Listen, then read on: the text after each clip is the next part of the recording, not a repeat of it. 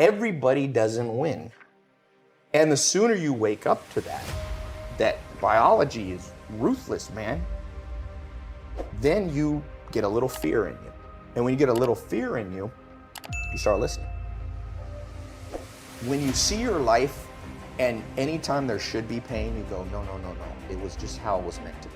No, look yourself in the mirror sometimes and go, you know why I'm not happy? It's because I didn't listen 10 years ago and I got in the wrong career. You know I'm not happy because I married the wrong damn person. It wasn't meant to happen. Yes, everything happens for a reason. You made a bad choice, but it didn't have to be that way. And the second you build up pain, and this, by the way, is not my opinion. If you talk to guys like Dr. David Buss, top 10 most cited psychologist in history, okay? He's one of my main mentors. He told me, I said, do adults shame? We do all this self-help videos and podcasts. I said, am I wasting my time? He goes, yeah, kind of. I said, why? He said, well, after 25, it's very hard to teach old dogs and tricks. Now, if you're over 25, before you get depressed, he told me, but I have good news for you, Todd. I said, what? He said, adults learn through massive trauma. So you will learn. You have to let in some trauma into your life. And that's rough, but no pain, no gain. Like if you are 100 pounds overweight and you want to be able to play basketball, here's my move. Everything happened for a reason. You got fat because you ate too much and you didn't exercise. So welcome to the gym. In the first year is going to be hell, but that pain, hopefully, will reprogram your brain. And every time you want to eat that nasty thing, go, wait, I don't want to go through that pain. So I think one of the myths of society is we won't let pain in. You just excuse it all away. Like, no, that was meant to happen. Oh, you wasted 20 years of life married to the wrong person in the wrong career? No, it was meant to happen. Where's the people who go, you fucked up, dude. You wasted 20 years and you will never get it back. You better go in your room and cry. And the truth is, you only learn as an adult. Unfortunately, most people can only change through massive trauma. And it was funny. And I was lucky enough to sit next to Kobe Bryant the last 3 games of his career. Not the very last one, but the 3 ones. So I sat at the end of the Lakers bench, right next to him. One of his players, I won't say who, was having a bad game. Free throws, they're lined up, the whole stadium's quiet. Kobe Bryant yells out at him, he goes, dude, you suck. And he wasn't joking, okay? It was shocking to me. No one could hear it unless you're right there. But Kobe turned to Meta World Peace on our desk and sitting next to him. He goes, this positive reinforcement thing is way over there. People need to hear the truth. Brian Keller, he turned around and looked at Kobe, and I was so impressed. He said, I know. He literally sat down and said, yep, I'm lost this game. And I kid you not, the rest of the game, he excelled. He scored 10, 12 points off the bench after that. And I was like, see, this Kobe guy gets it. He's a winner. You can't always just bring pleasure and pat everybody. Oh, he didn't say, yo, Kelly, you're kind of not playing well, but you know, it's all happening for a reason, buddy.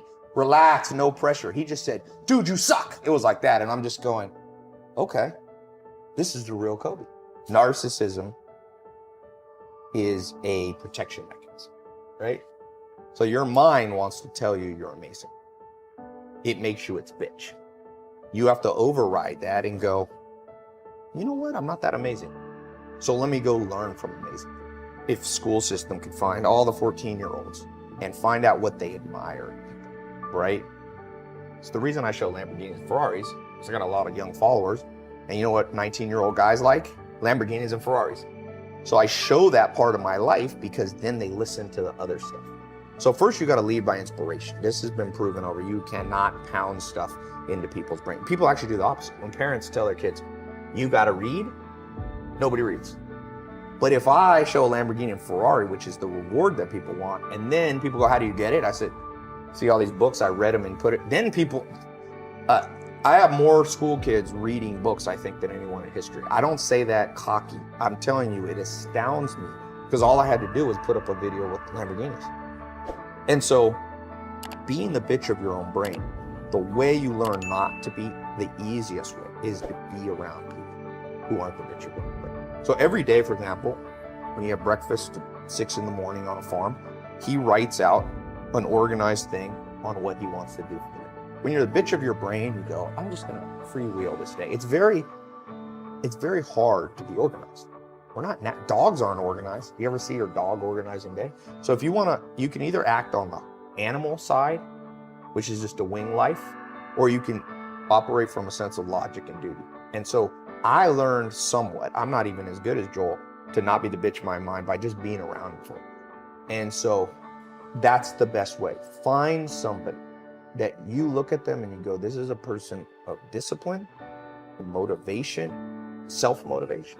They don't need external motivation. They're motivated from within, and spend all the time you can around them. You know, like someone wants to learn from you, I tell people, go walk up to Tom or a company like this and say, yo, I'll work for you for free for years if it needs be, because I need to be around. It's cumulative hours. Arnold Schwarzenegger, in his book, one of the great autobiographies, in my opinion, Total Recall, he has this principle, it's called reps and sets. He said, if you want muscle, it's reps and sets.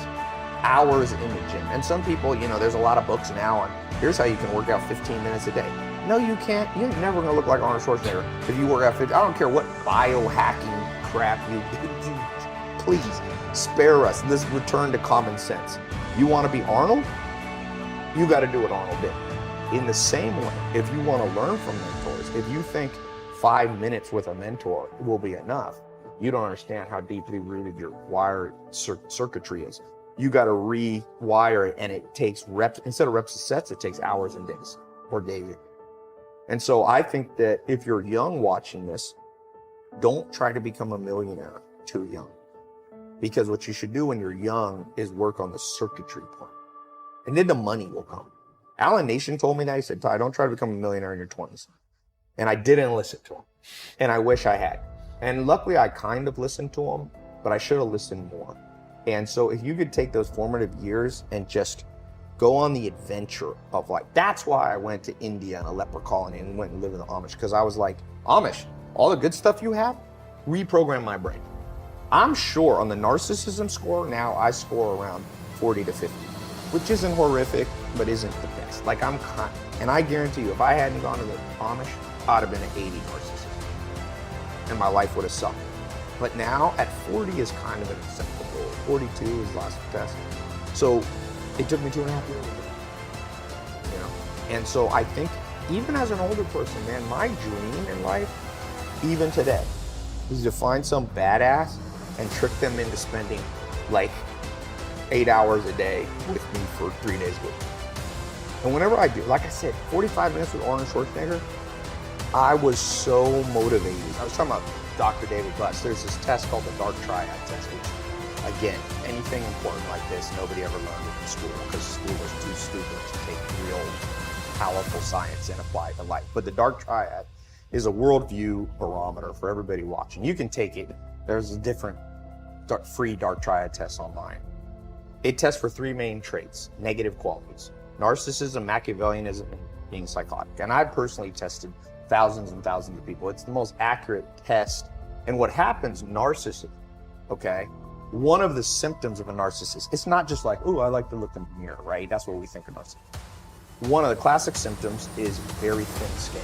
They're always offended. If you have a friend that anything you say constructively, they fall apart, it's almost always narcissism. Even if they're introverted, there's multiple forms. There's introverted narcissism, extroverted, exploitative, all these different sub-facets of narcissism. But we live in a society that's very narcissistic. You're told like, oh, everybody's a winner. No, not everybody's a winner. That's like saying everybody's blonde. There's a definition of what blonde is. Blonde is like this yellowish hair. So you lose meaning when you start going, everybody's blonde. Well, everybody doesn't win. And the sooner you wake up to that biology is ruthless, man, then you get a little fear in you. And when you get a little fear in you, you start listening. Because if you're truly afraid, you listen. Let a little fear come in and drive you and motivate you.